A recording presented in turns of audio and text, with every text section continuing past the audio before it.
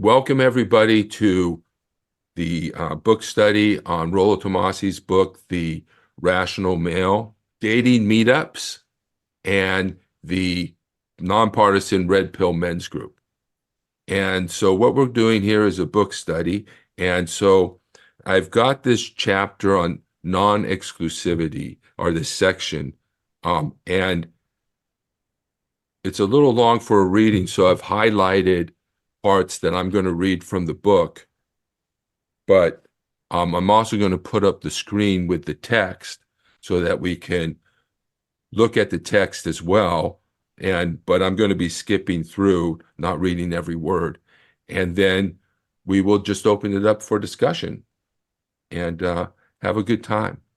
I think what I said about marriage was that, I don't know if I've come to the conclusion recently that for marriage to survive, did I say this? For marriage to survive as an institution, it's going to need to financially benefit both parties. That it cannot be a Yeah. relationship that is one-sided financially. It's going to have to come, if it's going to survive, women have got to come to realize that it's a relationship, a partnership that should benefit both parties financially. Children are an expense, but your woman should not be. Not in that type of relationships. Your woman should be contributing. So, That's a good but I, point. yeah, and I think if we could get people to think more that way, we might have a better situation between women and men. And because right now the change is happening. I keep going, but please raise your hand if you want to say something. But there's major changes going on. The fact that women earn their own money now is a major change. Like I heard, I forget his name, but um, the idea of opening doors for women was because at a certain point in time, so many doors were closed to women. The idea of paying for women was because women had no money, no job, no resources. You know, now it's different. It's a huge change for women to gain financial equality with men. And that is not conducive with their sexuality. Their sexuality is still, I like to say that men have changed. We've become less sexist. We respect women. We allow them to supervise us. We honor, judge us. You know, women have not changed in their attitudes towards men, and they've not changed in their behaviors or their sexual behaviors. We're not catcalling women anymore, and if they continue to look for men as economic resources for themselves, I think men are going to drop out because we're not just a resource, They want their cake and eat it too. right, exactly. They want both, and I think also men need to learn to stand up to women and to stand up for their own interests because feminism a long time ago in the 90s, 80s, 90s has decided that feminism is about pursuing women's interests. That all you need to be a feminist is to pursue the interest of women. It's not about equality. Men die for women in war. Men are drafted. It's not equal. Men are paying for shit on dating, and they don't care about that. They expect you to continue. And you know what? Dating is expensive. You know, I, 4 dates, what is that? $400? $350 at At least. minimum? Yeah. And prostitution is based, I think, on the average price of a date. So if the I average, still feel obliged to pay on a date, it's just my upbringing. I always feel that it's the guy that does the asking. The woman says yes or no, and if, at least on a first date, um, I pay, and I don't even like question it. right, and you are obligated. It's a social construct created by women. It's a social practice that you really are, especially on the first date. But I let women know pretty early that that's not cool. In some Um, ways, to me, I don't like it. I think you can still strike a balance. You can still pay, just not overextend yourself. Like that's why like I think most dates these days, first date's a coffee date. I mean, coffee Yes, for two people shouldn't go above $5 or $10. right. And you can weed out if now if she's there just to use you for a $100 date, you can easily weed those people out. So you're weeding out the bad apples without having to spend anything time or money up front. So and I think the generational shift, I don't think men have adapted. We have in metro areas women out earning men. I'm talking about the younger generation, uh, millennials and Gen Z. So for men to adopt practices from the 1960s in 2024, I think it's shooting themselves in the foot. And yeah, I think especially now with dating apps, what dating apps have shown us, sadly, is that appearance, whether it's a picture on the app or our physical appearance, matters more than it did before. So I think it's less now about, of course, you gotta have masculine qualities and tendencies, no doubt about it. But that initial men are more likely to be judged by that cover of the book than women are. So I think, and I speak for myself, is that as men, we're not nearly interested in putting on our best foot, whether it's what we say or how we look or how we present ourselves. So there's work that we have to do on our end as well, and that doesn't really get discussed nearly enough in the red pill space.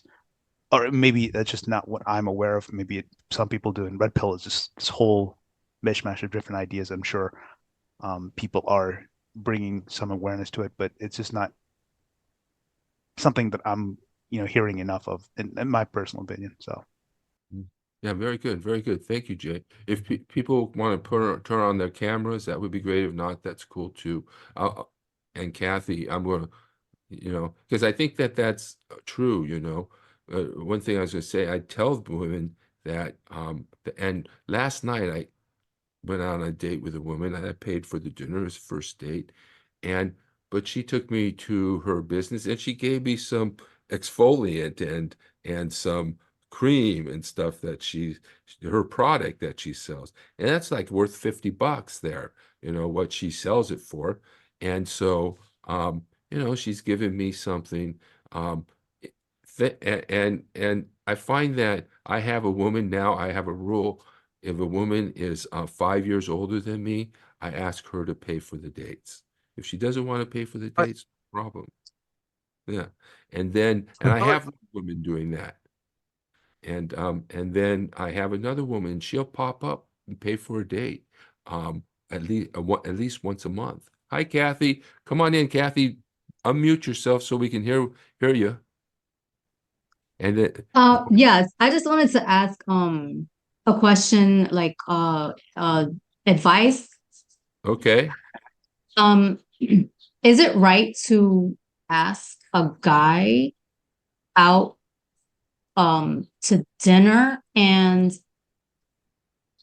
do you know that if I was to like guys that I know, not strangers, but guys that I know, Hmm. guys who I'm already acquainted with, is it right to ask them out to dinner? And do you know what their reaction will be if I was to ask a guy who is like who's who's my age, like someone who is in my age group?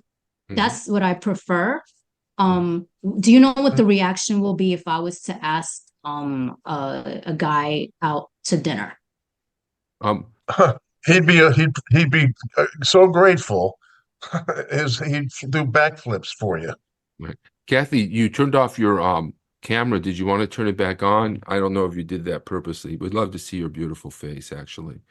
Um, Um, I just prefer to Nothing keep it turns a off guy for on more now than because I just kind of camera shy a little bit, and okay, I do need the advice because I explained some things before, and I I remember. just wanted to get the advice.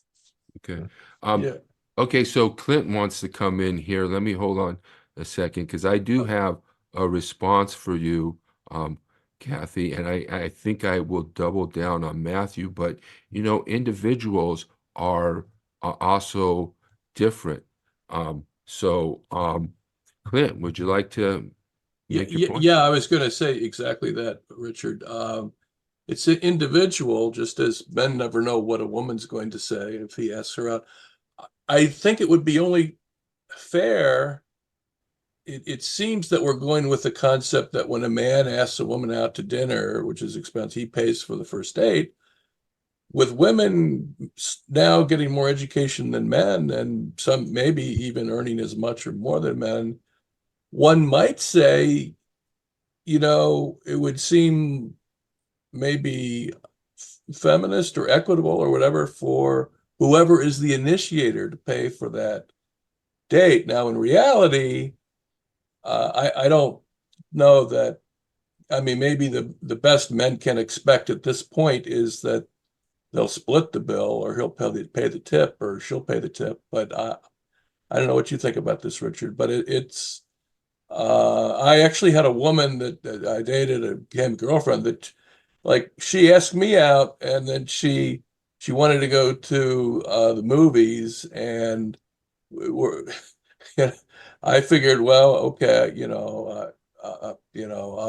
I guess we're paying. But if you each pay for each other, is that really a date? But then so we're walking up to the box office, and she says, after she asks me out to the movie, she says, I'm not used to paying. So, I mean, I don't know what the Uh, answer is here. Richard, you may have some advice for us. Yeah, I think I do. So go to Kathy first, and I would say that I think it is appropriate. I think most men would be responsive to that. You do have to read the body language. Sometimes we may find a man that's like us. We ask a woman out, and she's not interested. That's something that happens when you ask a woman out. And it may be the case that sometimes you ask a guy out and he's not interested. I think Clint made a good point to some extent. Then you might want to say, come on out to dinner and I'll pay, if you want to do that, because sometimes women will do this to you where they say, I want to go here, right? And I'm not going to pay for there, I'm not going to pay for here, you know. Um, and so, or, and they will try and lead the date. If a man is paying, and the same with a woman who's paying, they have the right to choose where to go because they're paying. It's their date. You're in the man's frame, right? But for a woman, it might be a little different because you're not supposed to be in the man's frame so much, but you can relinquish that frame. You can take him out. You can pay for the dinner and still be feminine and submissive, not necessarily submissive, but feminine and so forth. And on an equal basis, because I think what men are asking for is equality. We're asking for equal treatment, not just in the workplace, but in our personal lives as well. And I think a lot of men have gone the opposite direction and made a mistake by being led into conservative ideas of we don't want women to vote, we want to go backwards. But as Rollo Tomassi says, the only direction we can go is forwards from here. And so, but I do think that offering to pay is great too. Or if you want to just go Dutch, that's fine too. If you want to, but it's kind of awkward if you're saying, take me out, right? If you're asking a guy out, you're asking the guy out if you're asking him to take you out and pay. It's a little awkward. It might work, but it's a little awkward. But I think, and the man's reaction should generally be positive. Now, some women might think that, yeah, some women might think that. Did you want to say something, Kathy? So it will be what you're saying is that it's a good thing to ask a guy out to dinner and he will appreciate it and might say yes. Yes, yes. Now, the thing that we men find though is sometimes the women we ask out don't want to go out with us. And so you need Oh, to be okay. prepared for that. So if you choose Okay. a man, sometimes, you choose the hot guy, um, you know, then maybe because women tend to choose the hot guy, So, but let's bring Jay in. Yeah, Um, I just had a quick because I just had what Kathy's describing. I just had it happen to me last week where I messaged a woman initially on an app, and the conversation went well, and I'll be honest, I was busy with other things and I kind of let the conversation die. And she messages me a month later. It's like, hey, can we hang out? And so I was like, all right, cool, absolutely. And it was kind of like my job to initiate, but I, you know, got sidetracked and started doing other things. I completely forgot about her in the conversation. So our first meetup, and I hate to even call it a date because then the word date puts all this expectations and the whole dinner thing. I think it's really a throwback to like the 50s and 60s when the man used date to show women, hey, I can provide for you, and I'm gonna try to woo you. And the environment now is anything but that. We've moved so far from that. So I don't even like dinner. This is my personal opinion, right? Feel free to disagree. I don't like to use dinner because dinner is literally just that sort of 1950s style, and we just don't live in that world anymore. So you guys might laugh at this, but we met up at Costco, walked through Costco. It's really about the vibes, how we vibe with each other. It's a vibe check, right? What we're saying, are we on the same wavelength in terms of values, our sense of humor, conversations? And then we ended the quote unquote date with food court, literally just having pizza and soda and getting one of their delicious frozen uh, lattes or whatever. And I was like, fantastic. This is better, literally, than any traditional date I could have thought of. And it's Yeah. fantastic. Now we're just waiting to, set up a date number two. And so I would just say, like, if you are in that position, like, where you're trying to put forward this idea of like meeting up, I would probably refrain from using the word date. And I would probably not, I'd probably stay away from dinner as well, just because there's a lot of expectations with what a dinner looks like, and you're worried about yourself. And some people are concerned about eating in front of other people. That's a thing, right? Yeah. So, just some ideas for you to consider. yeah, yeah, it might be like just hang out or let's go to the mall or let's go get some coffee, as Jay suggested. Might not have to be a full-fledged dinner, especially if or let's go do something, you know. So, yeah, I think that would so helpful really to men, because we are put in a situation where we have to do that, and it's difficult for a lot of men. Now, Clint brought up something that was interesting that I heard women say, if somebody doesn't pay, is it really a date? I think that's sure it is. I mean, I've had women say, okay, I'm paying, but it's not a date, you know? And I'm like, and then I've gone to singles groups where they want to make the men pay for women. And it's like, it's not a date. And I'm like, it's not a date, you know? So, and dates are expensive, they're very, over time, it costs money, you know, and so I think it's helpful if women share in that. Um, but go ahead, Kathy. So if I was to like write a text message to someone, to a Hmm. guy, how should I say it? Like, to ask him to go to dinner. Should I say like, uh, we should we should hang out? Should I say that?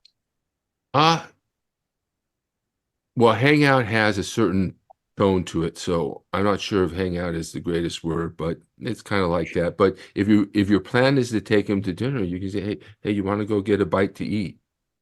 You want to go get a bite to, I'll pay if you're going to pay. You want to go get the bite to eat? I'll pay, you know? And that would be good. And you could, if you want to call him, talk to him for a little while, and then ask him, that's great too. Sometimes the text is a little buffer, but if you can't, give him a call and ask him, that I think women sometimes, it depends. What would you prefer, Cathy? Would you prefer that a man call you to ask you out, or would you want him to ask you out by text? If the guy has my phone number, he could call me. I think for me, texting or even an email Mhm. is is good because sometimes I can't answer my phone at the time someone calls me. Okay. So I think texting or an email um would work, and just just to show that like I'm on good terms with the person, or the person the guy wants to be on good terms with me. I'm thinking maybe emoticon, like a Hmm. smiling face or something friendly. Is A smiling face would be okay. I'm okay with that because, as I mentioned, I had an experience that I didn't want to have. Okay. And that really wasn't because of my judgment. Actually, it was because of a psychotherapist. Okay. And she was so horrible. I just I regret having spoken to her. But she and it did not um the connection with the guy wasn't ended in not a good way. So I that was many years ago, and so that's why I'm in this situation. But I mean, I learned about forgiveness, Hmm. and to honestly forgive the guy himself, forgive myself, and this is the hardest thing, is to forgive the psychotherapist, because I'm guessing that she knew what she was saying, but when I asked her a question, she didn't want to answer it. Hmm. And she left me with I left her office with a negative thought, and it was circulating like that in my mind, and it turned out to be negative. And I am disgusted with the psychotherapist, and but I just learned that I had to forgive the guy, forgive myself, Hmm. and the main thing, it's hard, but I am working my way through, is through this, is to forgive that psychotherapist. Hmm. And just in reality, is be nice to people, be nice to everyone. And I think that when when I'm nice, or anyone is nice in general to other people, um, the optimistic viewpoint of life comes out.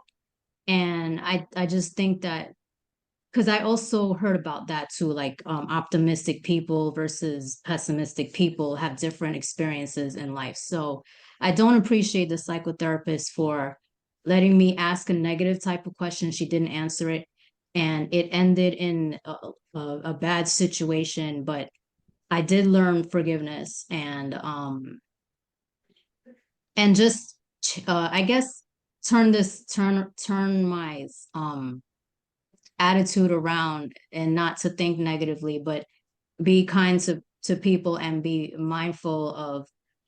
um definitely be mindful to guys, and girls also. I mean, everyone, just be more of a um positive type of person, someone more optimistic, and um to be more optimistic, and to be more positive, and to know that being nice to people does matter, because it was something that happened on the internet, that it wasn't my intention to have the outcome be so negative. But uh that's why I'm asking these questions. Because even if someone wanted to contact me, he shouldn't be afraid to contact me, because I'm not gonna block anyone. Just I learned to forgive most of all. That forgiveness, I learned to forgive. Right. I it's hard. It is so hard to forgive the psychotherapist, but I'm working through that and forgive everyone who got in the way of her psychotherapy. So, yeah, sometimes women have some negative attitudes towards men, and sometimes men have some bad attitudes towards women. And you know, Jay, you wanted to comment? Yeah, I noticed that Samuel wanted to say something, so I do want yeah. to go to Okay. him. But I also wanted to ask Kathy something real quick. By the way, completely empathize with the experience with the psychotherapist. Hope you recover from that traumatic experience. My question to you, Kathy, was real quick was you are going to ask this guy out. Hopefully it goes well. But let me ask you this because we discussed this earlier. But what attracted you to him? Was it the looks, the height, or was it the vibes? Was it combination? Just wanted to get your perspective on that real quick. It was the looks is one thing. And some other things. I'll be honest that the way a guy looks is something that I'll notice right away. And yeah, I mean it was the looks and getting vibes back if this guy liked me or not. But I will use my discretion on asking whoever I want to ask to go to dinner, because um I know I have to use my discretion. Like I have to kind of remember what this person it was like. In the 1930s, Hitler didn't just seize power. It was handed to him by the wealthy, by the powerful, by a compliant elite, by people who thought they were above the angry masses and violent anti-Semites. He was given power by Germans who knew what he believed, but thought they could contain him, control him, that his crazed speeches and dangerous antics were just for show, that his hatred would never turn on them. But like every dictator before or since, Hitler used his power to bring death, despair, and tragedy to the world. Before the world said, never again, millions of Germans believed it can't happen here. Germany bet wrong in 1933. Will we? He says, you're not going to be a dictator, are you? I said, no, other than day one.